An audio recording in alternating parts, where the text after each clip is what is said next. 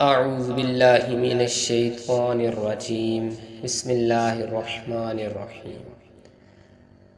آج میں آپ کو ایک ایسا سنت وظیفہ بتانے جا رہا ہوں جس کے کرنے سے انشاءاللہ اللہ پاک آپ کو جنت عطا کریں گے۔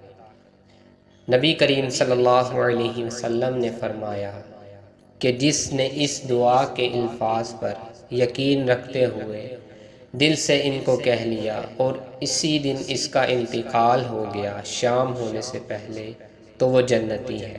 سبحان اللہ۔ اور جس نے اس دعا کے الفاظ پر یقین رکھتے ہوئے رات میں ان کو پڑھ لیا اور پھر اس کا صبح ہونے سے پہلے انتقال ہو گیا تو وہ جنتی ہے۔ سبحان اللہ، الحمدللہ۔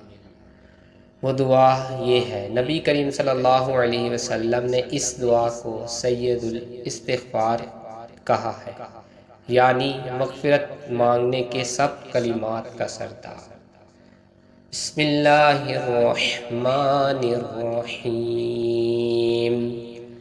اللہم انت ربی لا الہ الا انت خلقتنی وانا عبدک وانا علی عہدک ووعدک ما استطعت اعوذ بک من شر ما صنعت ابوء لک بنعمتک علی وابوء بذنبی فاغفر لی فإنہ لا یغفر الذنوب الا انت